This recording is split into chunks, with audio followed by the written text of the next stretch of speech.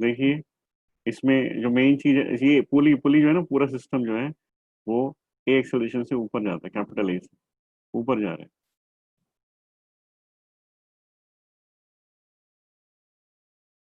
देखो ये बात हमें मतलब बहुत, अगर हम इसको स्टॉप भी कर देते हैं, सपोज 1 मिनट के लिए एक्सेलरेशन नहीं है और ये पुली रेस्ट पर है, सिस्टम रेस्ट पर है, तो हमने बहुत बार इसको देखा ही है।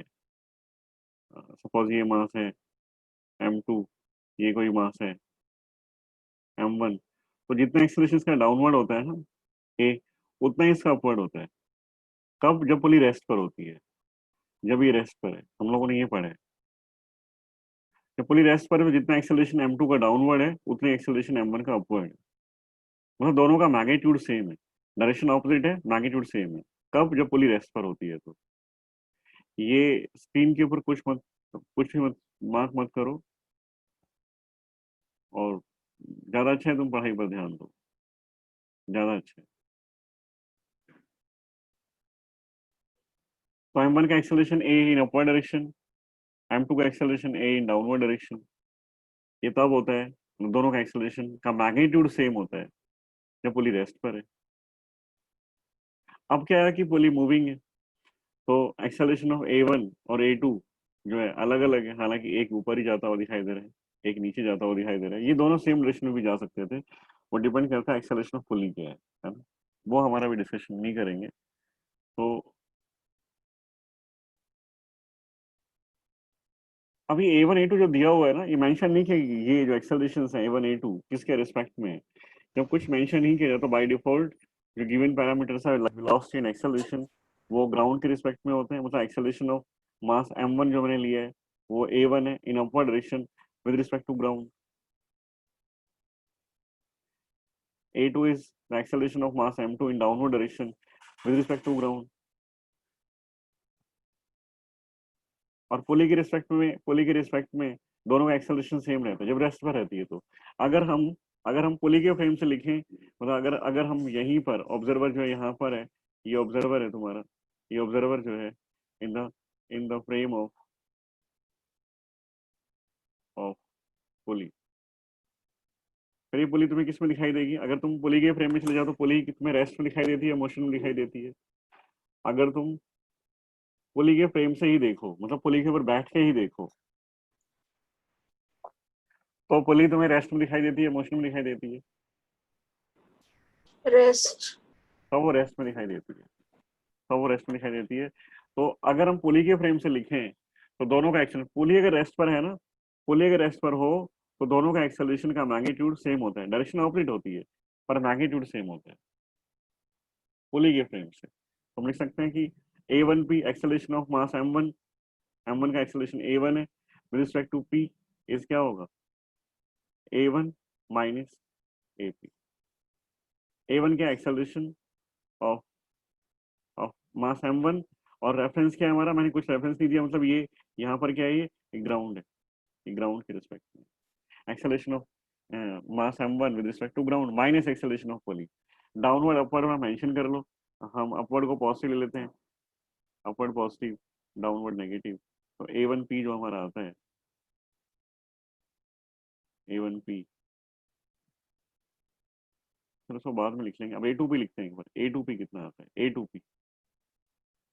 A2P is A2 with respect to ground, acceleration of mass m2 with respect to ground minus acceleration of pulley with respect to ground। और हमें पता है कि A1P and A2P, A1P is the acceleration of mass m1 with respect to pulley, A2P is the acceleration of mass m2 with respect to pulley। और इन दोनों का acceleration जो है सेम होता है, दोनों का मैग्नीट्यूड सेम होता है, डायरेक्शन ऑपोजिट होती है। तो हम ऐसे लिख सकते हैं A1P is equal to A2P। ये सही लिखा है मैंने? क्या ये सही है स्टेटमेंट जो मैंने लिखी है? ये एक्सप्रेशन सही लिखा होगा? A1P is equal to A2P। क्या मैं ऐसे लिख सकता हूँ A1P is equal to A2P? इनका मैग्नीट्यूड इक्वल होगा। मैग्नीट्यूड इक्वल होगा। डायरेक्शन ऑपोजिट के लिए हम क्या करते हैं? डायरेक्शन ऑपोजिट के लिए करते हैं हम लोग नेगेटिव साइन, नेगेटिव साइन लगा देते हैं। तो A1P की वैल्यू पुट कर लो। A1P is A1G minus acceleration of pulley with respect to ground with negative sign. A2B is acceleration of mass m2 with respect to ground minus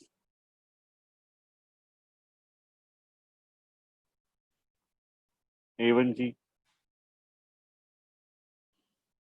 minus APG is equal to minus A2Z plus APG. इस term को इधर ले आओ, इस term को इधर ले आओ, A1G plus A2Z is equal to APG plus APG. ये 2 times हो गया, 2 times of acceleration of pulley with respect to ground, A1G plus A2Z. अब तुम अपवर्ड को अगर पॉजिटिव ले रहे हो, अपवर्ड को अगर पॉजिटिव लेते हैं तो A1G is upward direction, A1 acceleration of mass m1, ये A1G क्या है, acceleration of mass m1 with respect to ground, that is A1 in upward direction, upward positive है तो इसको लिखता हूँ plus A1 plus A2Z, A2 is the acceleration of mass m2 with respect to ground and that has been given A2 in downward direction, downward is negative, so minus A2 is 2 times of acceleration of pulley with respect to 2 acceleration of pulley with respect to ground, और पुली का acceleration बताया गया है, acceleration of pulley is a in upward direction, a in upward direction and a in upward direction means plus a, तो a लिख देते हैं। इसका मतलब ये हुआ कि a जो है वो a1 minus a2 by 2,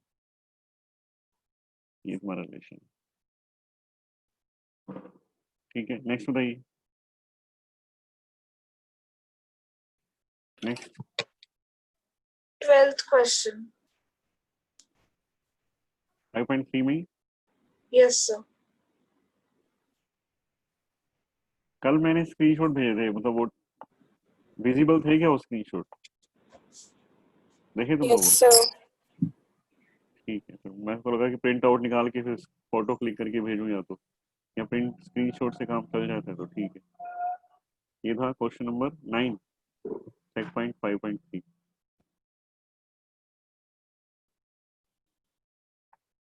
question number 12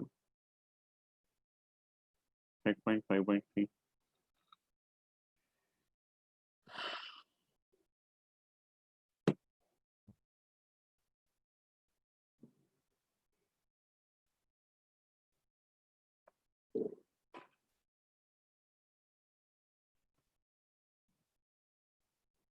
ये वैसे तो कंस्ट्रेंट मोशन है। 11 हो गया तुम्हारा? 11 Yes, sir. कंस्ट्रेंट मोशन है, हमें डिस्कस करना है, ये कल से शायद करेंगे, पर फिर भी बताता हूँ मैं, तो कर सकते हैं, बहुत ज़्यादा टफ नहीं है, सिंपल सा है, हो जाएगा। एक पुली है, एक पुली है, ये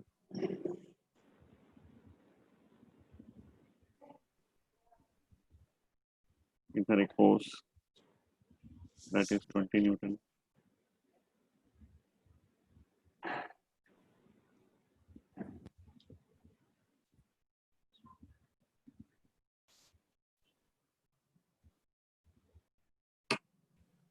इससे एक मास हैंग किया हुआ है, इस mass is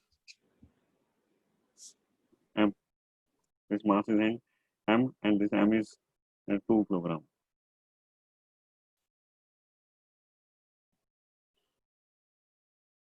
The acceleration of the block 2 kilogram if the free end of the string is pulled with a 20 Newton as shown in figure. अब इसमें ये पूरी एक ही स्ट्रिंग है, देखो ये स्ट्रिंग ना पूरी की पूरी एक ही स्ट्रिंग है, ये स्ट्रिंग यहाँ से आती है और स्ट्रिंग चेंज नहीं हो रही, देखो ये पूरी एक ही स्ट्रिंग है, और मासलेस फ्रिक्शनलेस स्ट्रिंग अगर हो, ये यहाँ से कनेक्ट है, ये यहाँ से कनेक्ट है, ऐसे कनेक्ट है, ये पूरी एक ही स्ट्रिंग है, और पूरी की पूरी स्ट्रिंग अगर एक ही हो और मासलेस और फ्रिक्शनलेस हो तो हर पॉइंट पर टेंशन सेम रहती है, हर पॉइंट पर टेंशन सेम रहती है। तो हम क्या करते हैं, एफबीडी इस पूरी स्ट्रिंग में, जहां स्ट्रिंग तुम्हें दिखाई दे रही है ना, इस पूरी स्ट्रिंग में टेंशन 20 न्यूटन है, 20 न्यूटन है। एक मिनट ये देखना थोड़ा सा, मतलब ये बिल्कुल सिंपल केस नहीं है, थोड़ा कंस्ट्रेंट मोशन बोलते हैं इसको, मैंने इसको पेंडिंग रखा हुआ है, एक बार तुम बेसिक फंडामेंटल सीख जाओ तो मैं इसको डिस्कस करूंगा। तो अब ये जो लाइन है ना, ये मैं एक लाइन ड्रॉ करता हूँ, इस लाइन पर, ये पुली, अभी पुली का सेंटर यहाँ पर इस लाइन के ऊपर है, अगर मैं इस पुली को रेज करता हूँ through a displacement of x, pulley को अगर मैं रेज कर देता हूँ एक्स डिस्टेंस अगर मैं रेस करता हूँ,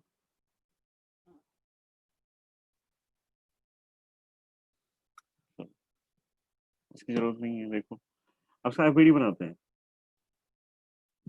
एफबीडी, ये पुली है तुम्हारी, ये पुली एक, ये इसके ऊपर मास, इसको हटा देते हैं।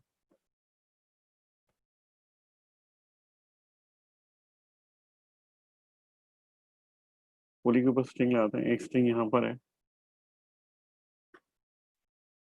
एक स्ट्रिंग ये है, एक स्ट्रिंग ऐसे है, और मास जो है मास, मास एम है। मास से तो एक स्ट्रिंग ये कनेक्ट है।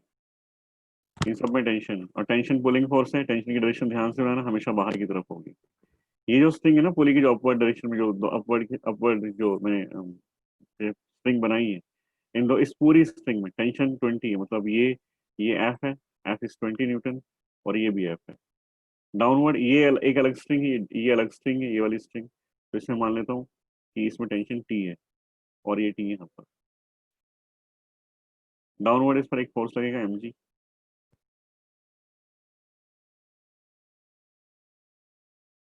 और तुम्हें क्या लगता है मास का मोशन किस साइड होगा? तुम्हें क्या लगता है? जो मास है, अगर स्ट्रिंग को हम 20 न्यूटन से पुल कर रहे हैं, स्ट्रिंग को हम 20 न्यूटन से पुल करते हैं, ये स्ट्रिंग के ऊपर यहाँ फोर्स लगा हुआ है 20 न्यूटन, ये इससे अगर पुल करेंगे, तो ये मास, इस मास का मोशन किस साइड होगा? इसका मोशन तुम्हें क्या लगता है किस साइड जाएगा? ये नीचे ही जाएगा, क्योंकि उसका मास 2 किलोग्राम है। 20 न्यूटन का फोर्स जो है इनफ नहीं होगा इसको पुल करने में, तो हो सकता है नीचे चला जाए। ऐसा भी हो सकता है कि ऊपर जाए। तुम्हें क्या लगता है?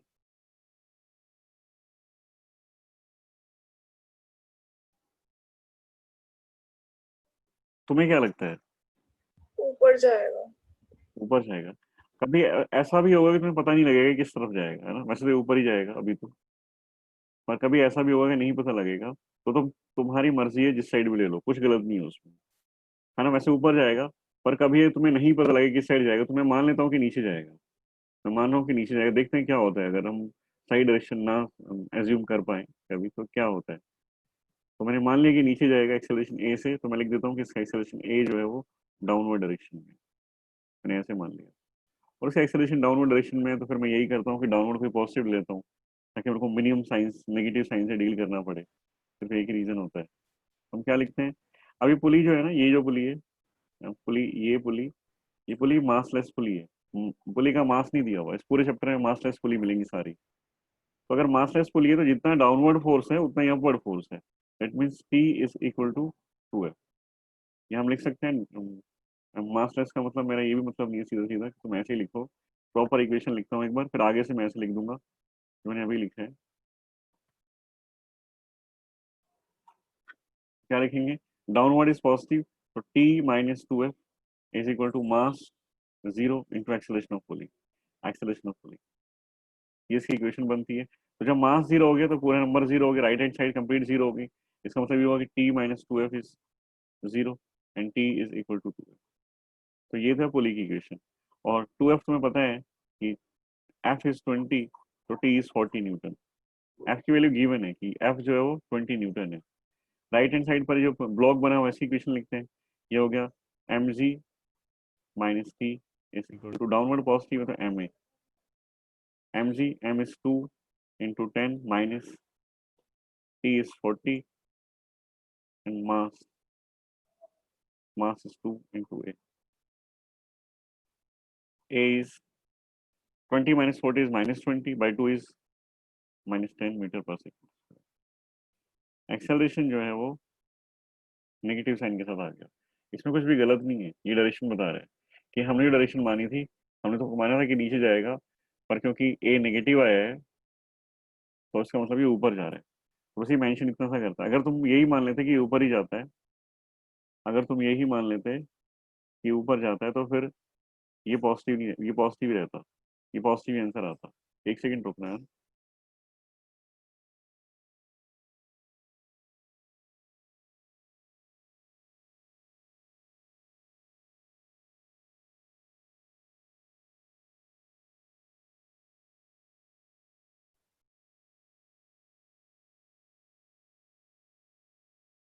हाँ जी, नेक्स्ट बताइए।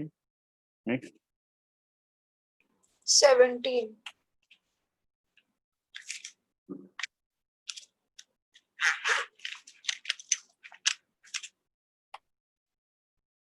block of mass 200 kilogram is set into motion on a frictionless horizontal surface.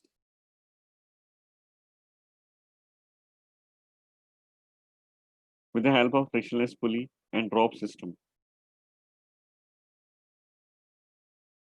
What horizontal force should be applied to produce in the block an acceleration of 1 meter per second square?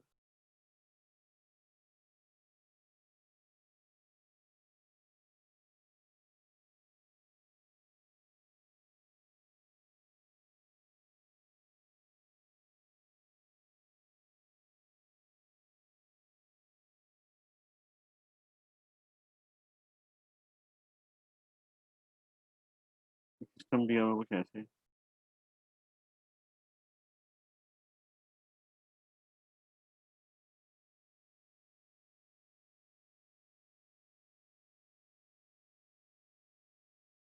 मास काफी ज्यादा है, इसका mass is 200 kilogram.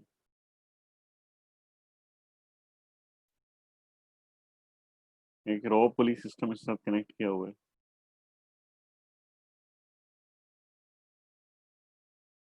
बिल्कुल same question है जो अभी discuss किया हम लोगों ने।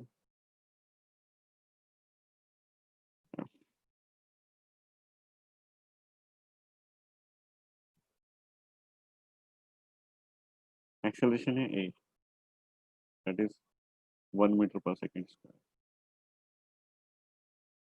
तो पहले पुली का ही बनाते हैं। ये पुली है,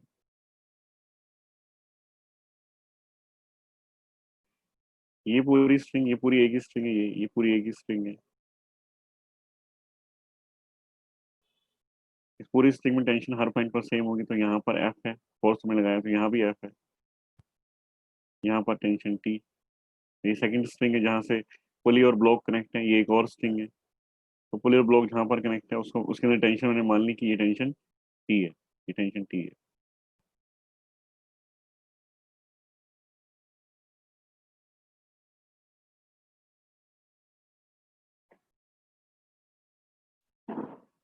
तो ब्लॉक को देखते हैं, ब्लॉक ऑफ मास, ये ब्लॉक है of mass M.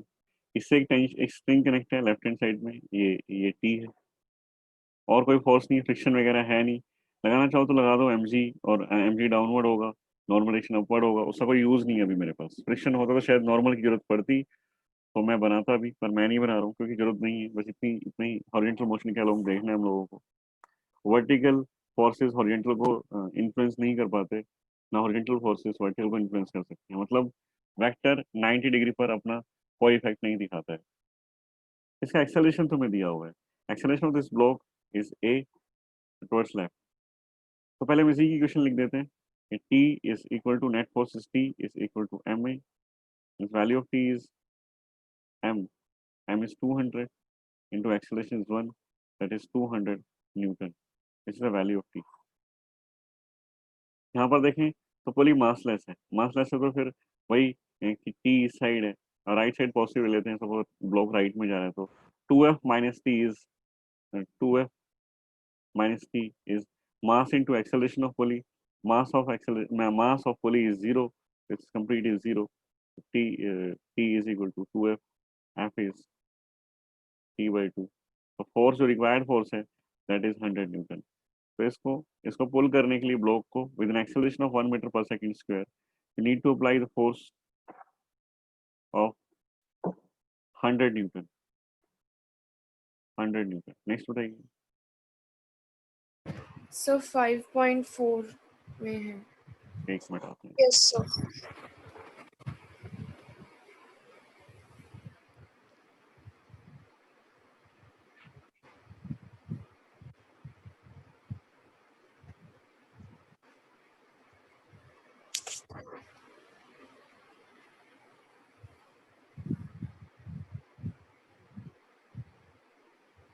Question number बोलिए। सर क्वेश्चन नंबर 3 की थर्ड स्टेटमेंट का क्या मतलब है?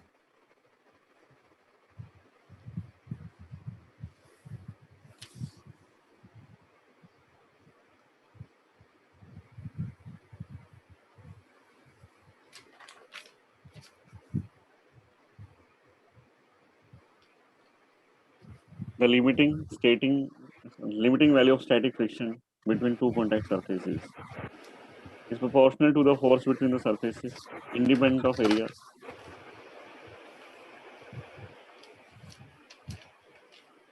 Depends on the microscopic area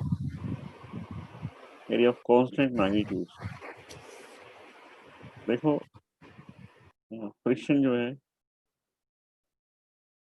friction लगता कैसे है? हाँ, सरफेस हम देखते हैं, ये एक ब्लॉक है, ये अब स्मूथ तो हो नहीं सकती, ये बहुत स्मूथ सरफेस है तो भी हम इसको रफ ही बोलेंगे, स्मूथ सरफेस नहीं होती इस दुनिया में, होती ही नहीं। अब हमें, अब सपोज एक ग्लास है, ये ग्लास सरफेस है, ये ग्लास सरफेस है, ये जो है ग्लास सरफेस ही है, उसको ग्लास स्लैब बोलते हैं, ये ग्लास स्लैब है। और तुम्हें लगता है कि ग्लास स्लैब बहुत स्मूथ होगी, ये भी रफ होती है। हम हमारे सेंसेस हमें नहीं देख सकते कि कितनी रफ है, पर हाँ ये रफ है, फिजिक्स कहती है कि रफ सरफेस है, स्मूथ सरफेस नहीं है। स्मूथ सरफेस अगर होती तो फ्रिक्शन नहीं होता। तो हम क्या करते हैं, इसको माइक्रोस्कोप से देखना स्टार्ट करते हैं। हो सकता है ये इतनी रफ है, इसमें मतलब बहुत सारे ऐसे सपोज इसी सरफेस में जो डिसऑर्डर्स हैं वो हमें दिखाई नहीं दे रहे, तो हम लोग क्या करते हैं, माइक्रोस्कोप से देखते हैं। माइक्रोस्कोप से अगर तुम देखोगे ना सरफेस को, तो सरफेस तुम्हें ऐसे ऐसी दिखाई देगी, ऐसे ऐसी। टॉप सरफेस, अब मैं ग्लास की बात कर रहा हूँ, मैं रफ सरफेस की बात नहीं कर रहा हूँ, माइक्रोसॉफ्ट से ऐसे ऐसे दिखाई देती है, या हम बोलते हैं कभी कभी ऐसे दिखाई देती है टॉप सरफेस, जिसको तुम हाथ लगा के चेक करते हो ना तो बहुत स्मूथ है, तुम्हें लगता है इतनी स्मूथ सरफेस है, तुम्हारे सेंसेस कह रहे हैं कि स्मूथ है, और फिजिक्स कह रही है कि स्मूथ नहीं है। हमने माइक्रोस्कोप यूज किया काफी हाई क्वालिटी का, तो टॉप सरफेस हमें ऐसी बहुत स्मूथ सरफेस की, मतलब मिरर टाइप अगर कोई सरफेस है तो उसकी भी स्लैब अगर है ये, तो उसकी भी टॉप सरफेस मुझे ऐसी ऐसी दिखाई देती है, ऐसी। इसके ऊपर एक ब्लॉक और रखा हुआ है, वो दूसरी ब्लॉक है, ये दूसरा ब्लॉक ये है, ये भी ग्लास स्लैब है, सपोज ये भी ग्लास स्लैब है, और इसकी भी सरफेस काफी स्मूथ है। तो पर है ये रफ ही, rough pure perfectly smooth surface होती ही नहीं है इस दुनिया में। तो उसकी जो टॉप सरफेस, उसकी जो लोअर सरफेस है, मैं उसको उसको ड्रॉ करने की कोशिश करता हूँ। ये लोअर ब्लॉक, अपर ब्लॉक ये है, और इसकी जो अपर ब्लॉक की सरफेस है ना वो ऐसी दिखाई देगी माइक्रोस्कोप से देखेंगे तो। हालांकि चारों तरफ से ऐसी दिखाई देगी, पर हम इसी को ऑब्जर्व कर रहे हैं। अगर मैं इस सरफेस को, इस दोनों कॉन्टेक्ट में लेके आता हूँ, तो शायद तुम्हें आइडिया होगा कि इन दोनों का मोशन एक दूसरे के कांटेक्ट में मुश्किल हो जाएगा ना, कि कैसा लगेगा तुम्हें, क्या लगता है तुम्हें क्या होगा अगर मैं एक दूसरे को प्लेस कर दूं इसको, इस तरह से, इस तरह की सरफेस है ये, और एक इसके ऊपर ब्लॉक रखा हुआ है, वो ब्लॉक ये है, उसको मूव कराने के लिए तुम्हें एक्स्ट्रा फोर्स लगाना पड़ेगा, है ना। क्या हुआ कि इसकी जो रफ सरफेस की जो माइक्रोस्कोपिक लेवल पर जो डिसऑर्डर्स बने हुए हैं वो एक दूसरे में जाके फिट हो जाते हैं जिग जैग की तरह से, और फिर उसको मूव कराते हो ना तो फोर्स लगाना पड़ता है, और इसी को हम फ्रिक्शन बोलते हैं, इसी को हम लोग फ्रिक्शन बोलते हैं, इसी को हम लोग फ्रिक्शन बोलते हैं। तुम्हारा क्वेश्चन था 5.4, थर्ड स्टेटमेंट पूछ रहे थे तुम लोग, depends on the microscopic area. Microscope मतलब छोटे छोटे एरिया के ऊपर डिपेंड करता है, ये नहीं करता है। तो स्मॉल स्मॉल एरिया में जो जो रफनेस है ना, वो एक सरफेस की दूसरी सरफेस के अंदर इस तरह से कुछ, ये लगा लो तुम, फिट हो जाती है ये, ताकि इसका मोशन जो है थोड़ा सा अपोज किया जाता है, और वो small small area segments, small small segments of area की वजह से होता है। स्मॉल स्मॉल एरिया, एक स्मॉल एरिया दूसरे स्मॉल एरिया के अंदर जाके फिट हो गया, इस तरह से होता है, इसलिए बोलते हैं इसको स्मॉल एरिया के ऊपर डिपेंड करता है। ठीक है, Yes, sir. नेक्स्ट बताइए। 10th question.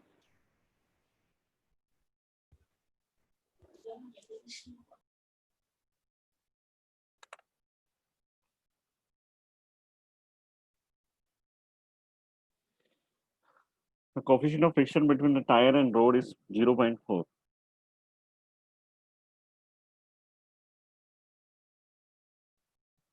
The minimum distance covered before attaining a speed of 8 meter per second, starting from rest. वैसे तो ये क्वेश्चन पता है यहाँ का बनता नहीं है, और coefficient of friction between the tire and the road is 0.4. The minimum distance covered before attaining a speed of 8 meter per second starting from rest.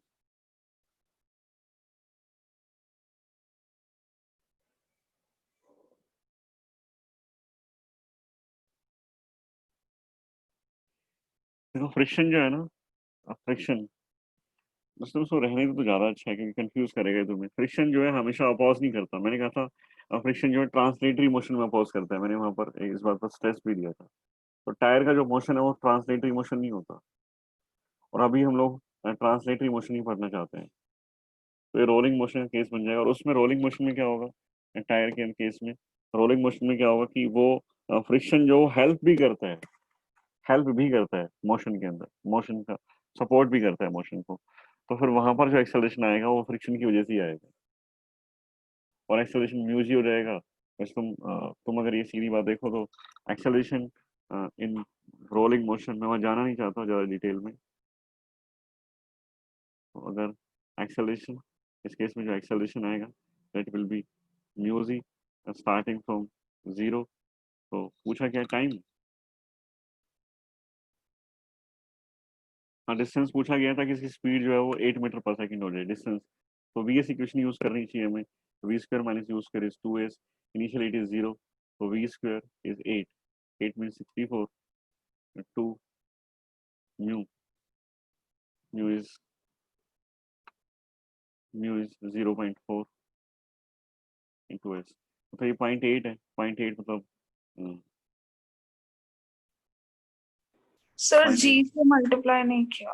हाँ जी जी जी इज, तो 8 हो गया distance, 2 into 0.4 into 10 is 8, S is 8। और left hand side पर 64 है, right hand side पर 8 S हो गया, तो एस इज 8 मीटर। तो 8 मीटर होगा, पर ये अभी हम इस कंसेप्ट को अगर समझने की कोशिश करेंगे तो थोड़ा कंफ्यूजन हो सकते हैं। तुम एक बार ट्रांसलेटरी मोशन का फ्रिक्शन अच्छे से समझो, रोटेशनल मोशन एक चैप्टर आएगा आगे, वहां पर ये चीज आएगी तो वहां तो ज्यादा क्लियर होगा। तो मेरे हिसाब से अभी तुम्हें नहीं डिस्कशन करना चाहिए ये, यानी कंफ्यूज ही करेगा, तुम्हें फायदा नहीं करेगा कुछ भी। हाँ बस, मैंने उसे भी बताया था कि फ्रिक्शन फोर्स सपोर्ट ही करता है, ऐसा नहीं है, सॉरी अपोज ही करता है मोशन का। ऐसा सिर्फ होता है तब ट्रांसलेटरी मोशन में। उसने बोल दिया टायर, तो टायर का जो मोशन होता है ना वो ट्रांसलेटरी नहीं होता, वो रोटेट करता है और ट्रांसलेट भी करता है। तो रोटेशन प्लस ट्रांसलेशन ये कंबाइंड मोशन होता है, रोलिंग मोशन, ये वहां पर आता है। तो अभी हम इसको यहाँ पर डिस्कस ना करें तो ज्यादा अच्छा है ना। एक्सेलरेशन वैसे मैंने तुम्हें बता दिया कि ये होगा, पर अभी तुम इस पर ज्यादा ध्यान मत दो, आगे देखेंगे कभी। नेक्स्ट बताइए। Sir, 11. 11, 11। a block is gently placed on a conveyor belt moving horizontally with a constant speed। conveyor belt समझते हो क्या होती है? Yes sir. A block is gently placed on a conveyor belt moving horizontally with a constant speed. After t equals to 4 seconds, the velocity of block becomes equal to the velocity of belt. If the coefficient of friction between the block and the belt is 0.2, the velocity of conveyor belt is,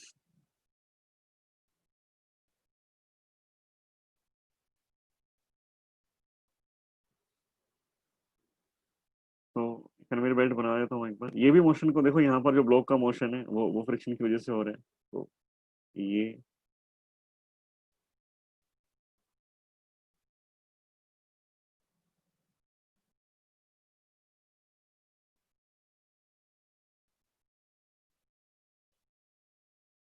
और ये ऐसे यहाँ एक block रख दिया, ये block है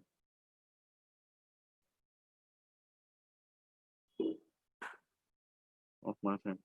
conveyor belt is moving with speed of 4 metre पर सेकेंड, और ये जेंटली प्लेस किया गया इसको, gently placed over the belt. तो इसकी स्पीड तो 0 है, ब्लॉक की स्पीड तो 0 है, और बेल्ट की स्पीड 4 है। जैसे ही ब्लॉक बेल्ट के कांटेक्ट में आता है, जैसे ही ब्लॉक बेल्ट के कांटेक्ट में आता है, तो ब्लॉक जो है बेल्ट को रोकने की कोशिश करता है, ब्लॉक बेल्ट को रोकने की कोशिश करेगा। एफबीडी बनाए कुछ ऐसा होगा, सपोज ये बेल्ट है और ये ब्लॉक है, ये ब्लॉक ऑफ मास है। तो बेल्ट मूविंग है, बेल्ट मूविंग है, बेल्ट और ब्लॉक कांटेक्ट में है, तो उसका एफडी बनाते हैं कि ये mg डाउनवर्ड लगेगा अर्थ की वजह से, दोनों कांटेक्ट में नॉर्मल फोर्स आएगा। ब्लॉक ने बेल्ट के ऊपर नॉर्मल फोर्स लगाया होगा, तो बेल्ट ने वापस रिएक्शन भी दिया होगा, N in upward direction, reverse direction. तो अब बेल्ट मूविंग है, ब्लॉक रेस्ट पर है, तो ब्लॉक क्या करता है, बेल्ट को रोकने की कोशिश करता है। मतलब ब्लॉक जो है, ब्लॉक बेल्ट के ऊपर एक फोर्स लगाता है, ब्लॉक बेल्ट के ऊपर फोर्स लगाता है। बेल्ट मूविंग है राइट साइड में, तो ये फ्रिक्शन फोर्स है। ये फोर्स ब्लॉक ने बेल्ट के ऊपर लगाया, और कितना होगा ये, क्योंकि बेल्ट तो मूविंग है ना, दोनों सरफेस एक दूसरे के रिस्पेक्ट में मोशन में, इसका मतलब ये हुआ this force will be equal to mu N. और एन हमें दिखाई दे रहा है, वर्टिकल में कोई मोशन नहीं है, तो एन की वैल्यू होगी तुम्हारी, मास में दिया होगा जो भी कुछ है ये, पर कैंसिल हो जाएगा शायद, जरूरत नहीं पड़ेगी। चलो, एन की वैल्यू म्यू एम सी है। तो ये जो फोर्स ब्लॉक ने बेल्ट के ऊपर लगाया रिवर्स डायरेक्शन में, ये जो फोर्स ब्लॉक ने बेल्ट के ऊपर लगाया है, तो बेल्ट वापस लगाएगी, पेयर बनेगा फ्रिक्शन का भी in forward direction, that will also equal to mu N. क्योंकि ब्लॉक के ऊपर एक फोर्स लग रहा है राइट साइड में, तो ब्लॉक मूव करना स्टार्ट कर देगा, ब्लॉक मूव करना स्टार्ट करेगा due to this force, friction force. तो ये फ्रिक्शन फोर्स जो मिल रहा है ना ब्लॉक को बेल्ट से,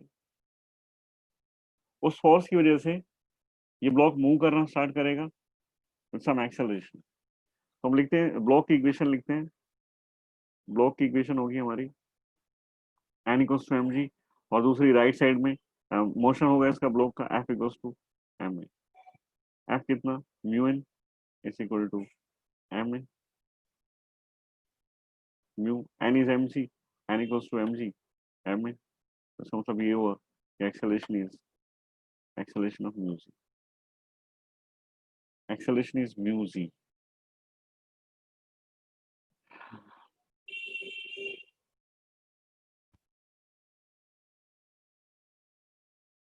तो mu is 0.2, mu is 0.2,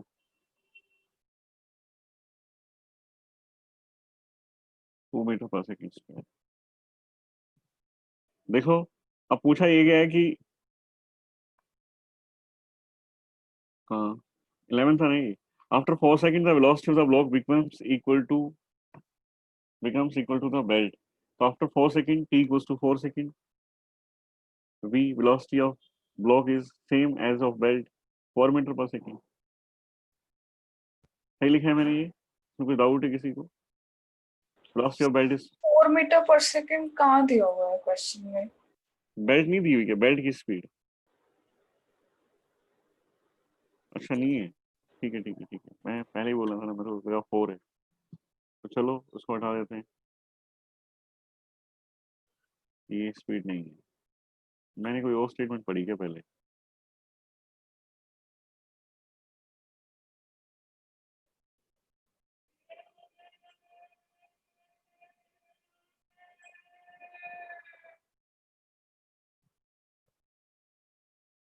after 4 second speed कितनी होगी, at t equals to 4 second, at t equals to 4 second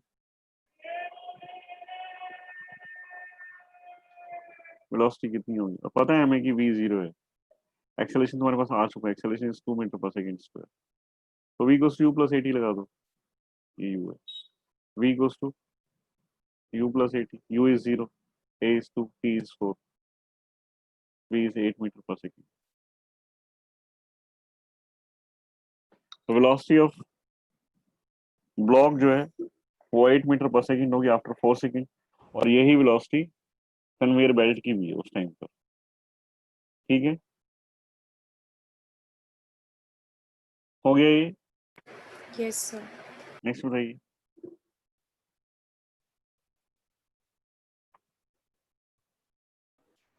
seventeen. A body of mass 10 kilogram is placed on a rough surface. pulled by a force making an angle 30 degree above the horizontal, angle of friction is 30 degree, then minimum magnitude of force required to move the body is equal to.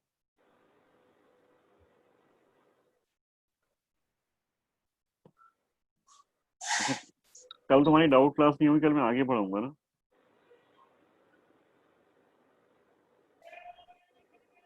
Check point कितने हैं इसमें? Check point हो गए सारे? 5.4 ही है क्या?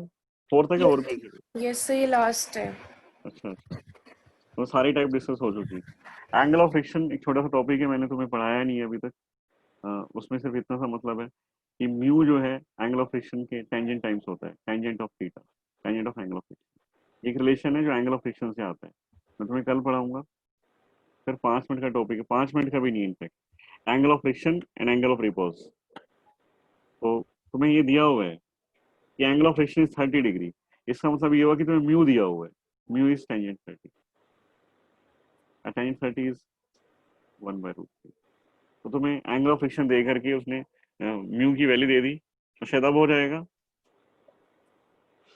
एक mass of 10 kilogram, mass of, ये मास है, ब्लॉक ऑफ मास है 10 kilogram is placed on rough surface pulled by a force making an angle theta.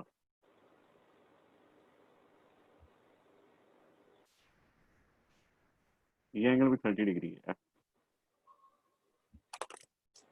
और तुम्हें याद है जब mu equals to tangent theta आता है, ऐसा कोई क्वेश्चन हमने किया था,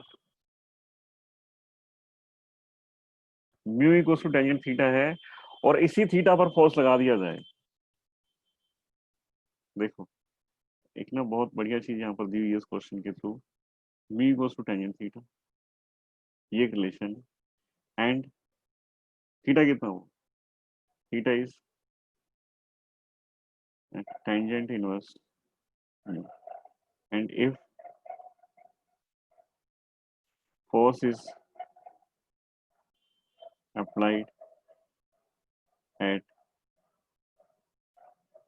angle tangent inverse mu, then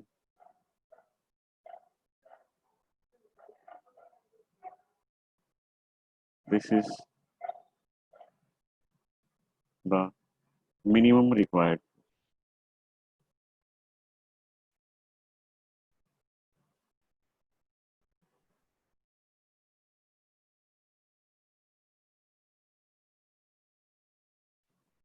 ये बात तुम अगर ध्यान रखो तो ज्यादा अच्छा है कि जब म्यू टेंजेंट थीटा की इक्वल है और थीटा 30 डिग्री है और 30 डिग्री पर ही 30 डिग्री पर ही तुमने फोर्स लगा दिया। कल कल 2 दिन पहले शायद एक बात आई थी ना कि कितने एंगल पर फोर्स लगाएं, कितने एंगल पर फोर्स लगाएं ताकि जो फोर्स जो मिनिमम लगाना पड़े तुम्हें। तो हमें क्या करना चाहिए, जो म्यू दिया हुआ है ना, म्यू को टेंजेंट थीटा से कंपैरिजन करो, मतलब एंगल ऑफ फ्रिक्शन के इक्वल म्यू जो दिया हुआ है उस म्यू को टेंजेंट थीटा से कंपैरिजन करो, यहाँ थीटा निकाल लो और थीटा की जो वैल्यू आएगी ना, जो थीटा की वैल्यू आएगी वो थीटा की वैल्यू उसी एंगल पर फोर्स लगाओ। यहाँ पर हम कंपैरिजन करें तो म्यू के कंपैरिजन में थीटा जो आ रहा है इसको कंपेयर करने से 30 डिग्री, ये एंगल ऑफ फ्रिक्शन बोला जाता है। अगर एंगल ऑफ फ्रिक्शन जितना है उतने ही एंगल पर तुमने फोर्स लगाया, ये फोर्स जो अप्लाई किया गया ना, this is at an angle of 30 degree, ऐसा क्वेश्चन में दिया हुआ है। इसका मतलब अभी जो फोर्स है ये मिनिमम फोर्स है इसको मूव कराने के लिए, सबसे कम फोर्स लगाना पड़ेगा 30 डिग्री पर। मतलब ऐसे याद रखो कि अगर तुमने फोर्स लगाया at an angle equal to the angle of friction, then the required force is minimum. The required force is minimum. If force is applied at an angle of angle equal to the angle of friction,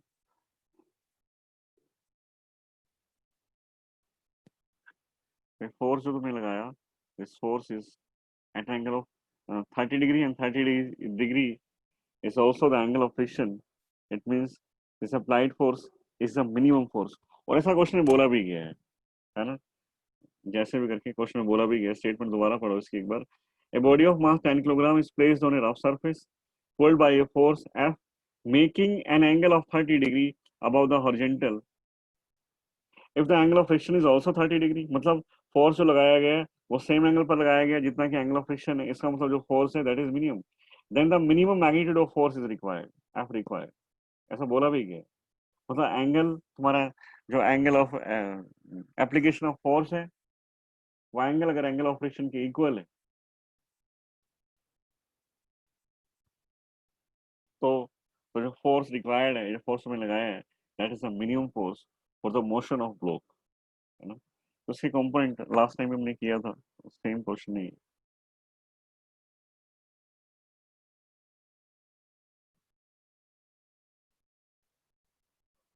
component बनाते हैं, m g normal,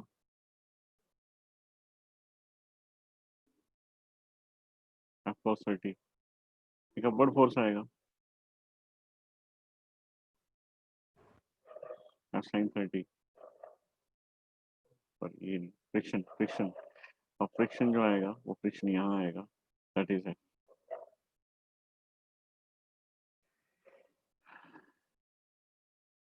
इसका comparison कर दो, vertical में तो कोई motion होगा नहीं, बॉडी को मूव कराने वाला हॉरिजॉन्टल, इसका मतलब वर्टिकल में कोई मोशन नहीं है, तो लिख दो तुम लोग कि वर्टिकल में कोई मोशन नहीं है, तो m g downward is equal to upward force N plus F sine 30। Horizontal में, हॉरिजॉन्टल में मिनिमम चाहिए, तो मिनिमम का मतलब ये होगा कि एफ कॉस 30 अगर एफ के इक्वल भी हो जाए, कंफ्यूज मत होना, ग्रेटर देन और इक्वल टू लिखेंगे हम लोग, और जब मिनिमम की बात हो रही तो इक्वल ही रख देते हैं उसके, इस F will be equal to F cos 30 is mu N, N की वैल्यू यहाँ से लेके आओ, एन कितने, m g minus F sine 30, इस F cos 30 is mu N is m g minus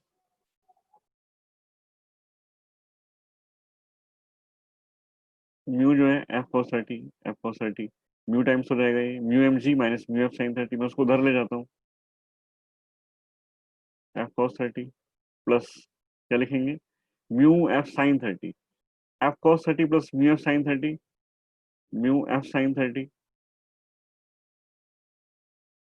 F मैंने कॉमन ले लिया इज म्यू एम, तो required force F is mu M g by cos 30 plus mu,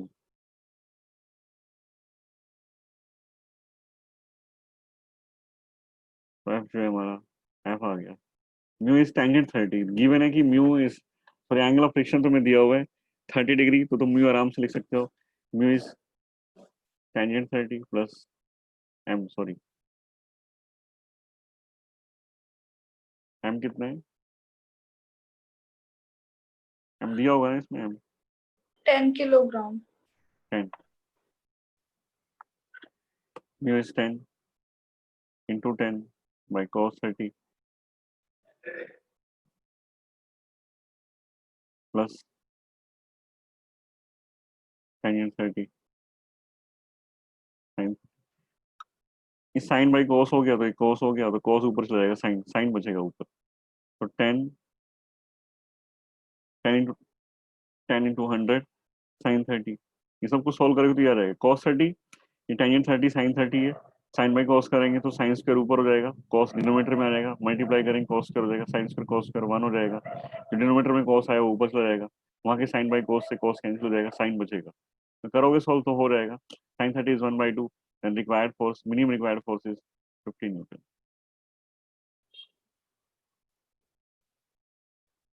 समझ में आया? Yes, sir. Next बताइए, So 20. 20 last है, Yes.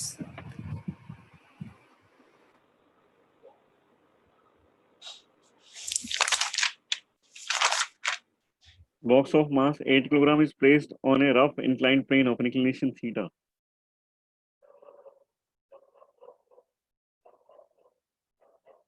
ये inclined plane हो गया, ब्लॉक है इसके ऊपर ये mass is 8 kilogram,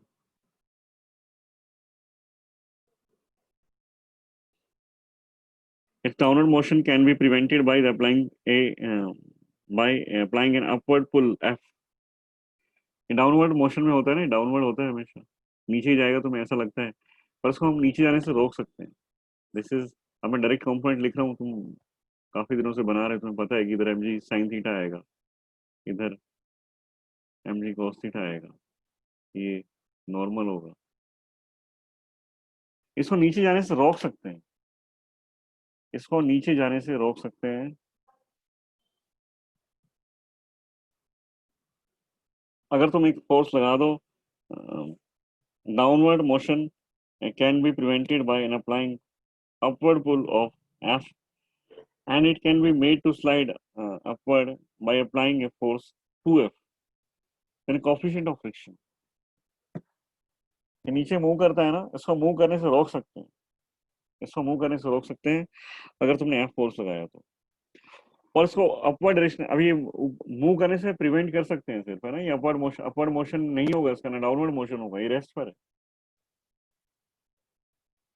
ये रेस्ट पर है। और सेम प्लेन के ऊपर, सेम प्लेन के ऊपर सेम सिचुएशन है हमारे पास, same plane same situation, suppose ये एंगल 30 है, ऑब्वियस है, तुम्हें पता होगा, this angle is theta, sorry 30 नहीं, थीटा, थीटा। तो इधर जी साइन थीटा, इस तरफ नॉर्मल, इस तरफ एम जी कोस थीटा, और ये अपवर्ड डायरेक्शन में, अपवर्ड डायरेक्शन में मूव करता है। कब? जब ये फोर्स एफ से उठाकर, वो एफ से इंक्रीज करके तुमने इसको 2F कर दिया, तो अगर ये फोर्स 2F है तो, अगर ये मूव कर रहा है तो इसका मतलब क्या हुआ, एक फ्रिक्शन फोर्स और आ गया पीछे की साइड,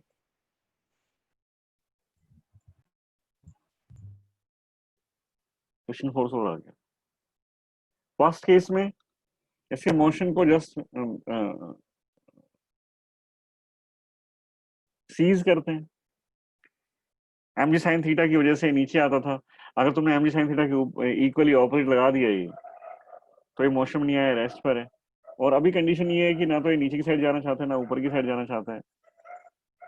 तो इस केस में, फर्स्ट केस, शायद तुम थोड़ा सा ना खुद से काम करोगे तो ज्यादा क्लियर होगा, है ना। ये चीज जो सिचुएशन है, थोड़ा सा पहले सोचना कि मैं कहना क्या चाह रहा हूँ, हो सकता है तुम्हें थोड़ा और लगे सुनने में कि यहाँ पर जो है फ्रिक्शन फोर्स 0 है, क्योंकि मोशन को प्रिवेंट करने के लिए हम लोगों ने इतना फोर्स ऊपर लगा दिया कि जितना एम जी साइन थीटा उतना ही एफ है। तो ये ब्लॉक ना तो नीचे की साइड मूव करने की कोशिश करता है, ना ही ऊपर मूव करने की कोशिश करता है, तो टेंड्स टू मूव वाली बात खत्म हो जाती है। और जब तक टेंड्स टू मूव ना हो तब तक फ्रिक्शन फोर्स नहीं आता। या हम ये भी कह सकते हैं कि जो ड्राइविंग फोर्स है, क्योंकि एम जी साइन थीटा नीचे की तरफ ड्राइविंग फोर्स था, हमने क्या किया, एम जी साइन थीटा के बिल्कुल ऑपोजिट सेम मैग्नीट्यूड का फोर्स लगा दिया एफ, तो दोनों दोनों कैंसिल करके एक दूसरे को, तो नेट फोर्स 0 हो गया। और जब नेट फोर्स 0 है तो फ्रिक्शन फोर्स के बाद कोई स्कोप ही नहीं है आने का, तो in first case the friction force is 0। और वहां से हमें पता लगता है फ्रॉम फर्स्ट केस, हमें इसकी इक्वेशन हम यहाँ लिखते हैं कि from first case is F is equal to M G sine theta, m ji sine theta. और सेकंड केस में अगर हम आए, सेकंड केस में यहाँ इक्वेशन अगर लिखें तो एन की वैल्यू हो गई तुम्हारे पास, वो तो एम जी कॉस थीटा है। और अभी जो है ये जस्ट टू मूव वाली कंडीशन में है ना, क्या कहा है मोशन के बारे में, it can made to slide upward by applying force. तो ये 2F जो है, इस 2F, अब ये 2F से तुम क्या मोशन में ले आते हो उसको, तो 2F is just greater than और equal to M G sine theta plus friction force. 2F is greater than equal to mg sin theta plus mu times of normal reaction, and value of normal reaction is equal to mg cos theta, that means mu mg cos theta।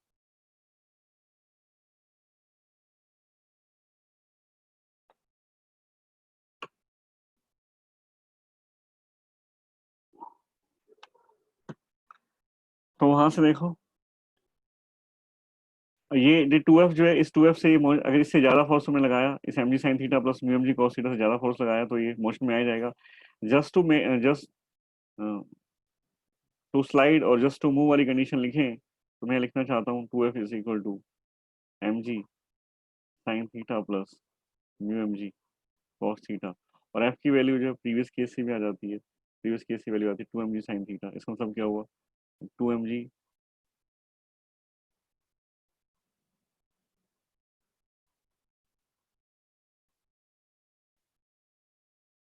तो mg सारे cancel हो गए, ये 2mg sine theta इधर है, mg sine theta right hand side में, इसको left में लेके आएंगे तो ये हो जाएगा mg sine theta is equal to mg cos theta, mg से mg cancel, tangent theta is equal to 1, और एंगल ऑफ फिक्सेशन जो है, एंगल ऑफ फ्रिक्शन क्या पूछा गया है, the coefficient of friction between sir mu कहाँ गया? म्यू रह गया, मेरे को भी लगा एक्सप्रेशन में गड़बड़ हो गई, एक मिनट रुको, म्यू कहीं नहीं गया, उसको ठीक से लिखता हूँ।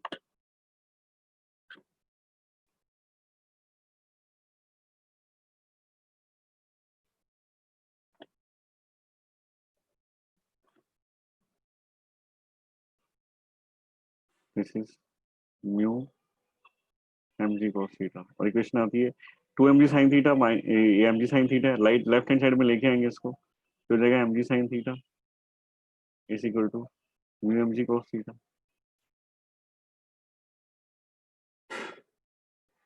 है ना। तो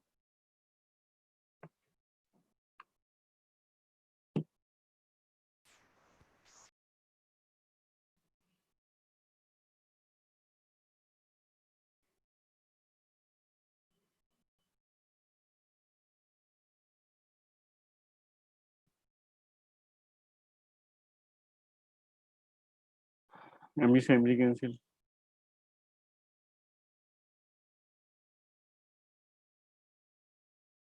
mu is equal to tangent theta, एक मिनट रुको,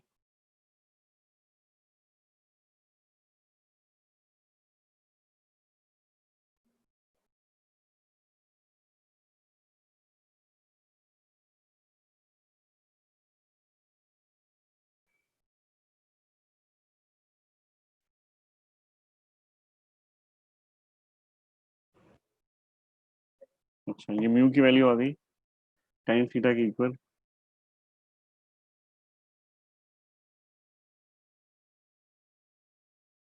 तुम्हें कैलकुलेट कर, म्यू कैलकुलेट नहीं करना, तुम्हें क्या कैलकुलेट करना है, तुम्हें कैलकुलेट करना है angle of friction. Sir coefficient of friction he calculate करना है। The coefficient of friction between the box and an inclined plane is mu is tan theta, तो ठीक है, फिर तो tan theta मतलब एंगल ऑफ फ्रिक्शन कैलकुलेट करना है।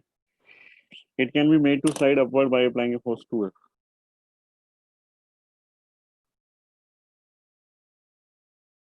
ये तो ठीक है, यही है answer, mu is equal to tan, मैं एंगल ऑफ फ्रिक्शन कैलकुलेट करने की कोशिश कर रहा हूँ।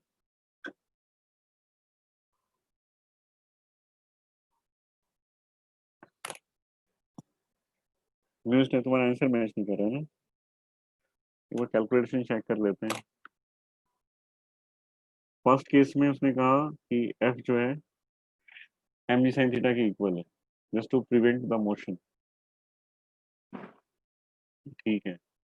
उसके बाद हम नीचे आए, सेकंड केस में इसको 2f फोर्स लगाना पड़ा, just made to slide, 2f जो है वो mg sin थीटा और फ्रिक्शन फोर्स दोनों को ओवरकम करेगा, mg sin theta plus mu mg cos theta,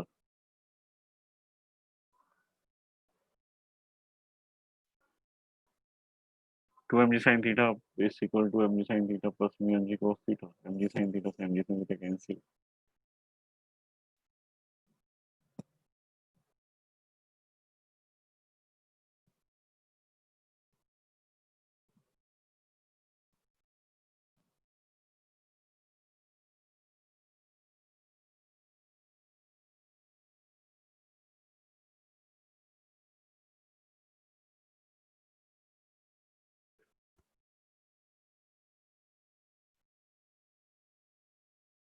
एक मिनट, सिचुएशन पता है ये है, क्या कहना चाह रहा है ये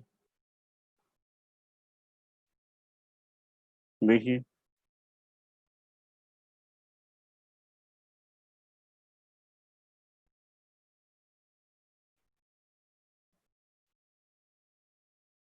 सिचुएशन ये है कि ये जो है ना,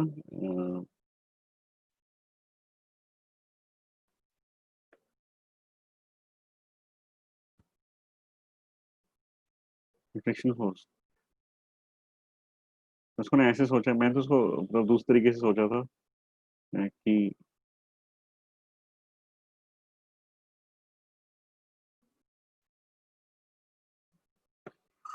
किसका मोशन एम जी साइन थीटा नीचे आता है ना, एम साइन थीटा को अपोज कौन करेगा, फ्रिक्शन फोर्स करेगा। तो यहाँ पर एक फ्रिक्शन फोर्स लगेगा पीछे की साइड, एफ, तो अपोज कर रहे हैं, पर वो इनफ नहीं है अपोज करने के लिए, तुम्हें थोड़ा फोर्स और लगाना पड़ता है इसको रोकने के लिए, थोड़ा फोर्स और लगाना पड़ेगा हमें रोकने के लिए। तो हमने क्या किया, फ्रिक्शन तो रोक ही रहे हैं, हमने एक एडिशनल फोर्स लगाया, वो भी दोनों मिलकर के, दोनों मिलकर के, मैं दोबारा सोल्व करता हूँ उसको। तो ये जीरो फ्रिक्शन वाली कंडीशन नहीं है एक्चुअली, मुझे जो लगा वो ये है कि M G sine theta,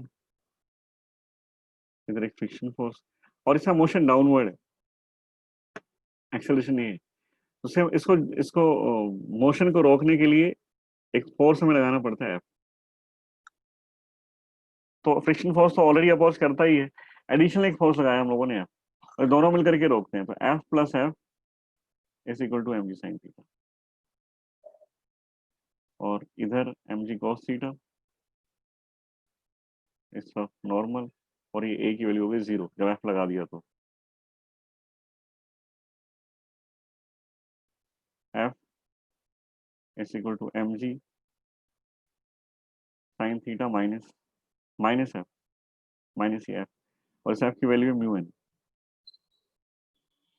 m जी sine theta minus mu M G cos theta, N की वैल्यू होगी एम जी कॉस थीटा।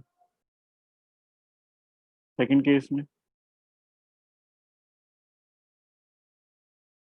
एम जी साइन थीटा नॉर्मल, स्क्रीन पर कुछ मत करो, एम जी कॉस थीटा, और इसके ऊपर एक फोर्स लगाया 2F, इसके ऊपर 2F फोर्स है, इसको ऊपर मूव कराने की, जब ये ऊपर मूव करेगा तो फ्रिक्शन फोर्स बैकवर्ड डायरेक्शन में आ जाएगा, फ्रिक्शन फोर्स इधर आएगा, और हम क्या लिखते हैं, जो ऊपर मूव करने लग गया, जस्ट मूव वाली कंडीशन लगा रहे हैं, 2F is equal to M G sine theta plus F, m ji sine theta plus F is mu N, N is m ji cos theta, 2F, F की value ऊपर है वो ले आओ, तो 2 times of m ji sine theta minus mu M G cos theta is equal to M G sine theta plus mu M G cos theta, तो m g सब में कैंसिल हो जाएगा, तो इक्वेशन बन जाती है 2 sine theta minus mu cos theta, 2 mu cos theta is equal to sine theta plus mu cos theta, तो म्यू कॉस थीटा को इधर ले जाओ, सॉरी माइनस कॉस को इधर ले आओ, और साइन थीटा को इधर ले जाओ, तो साइन थीटा यहाँ 1 और यहाँ 2 है, तो ये 1 साइन थीटा बच गया, इधर 3 mu cos theta, this is 1/3 tan theta is mu, ये तुम्हारा आंसर।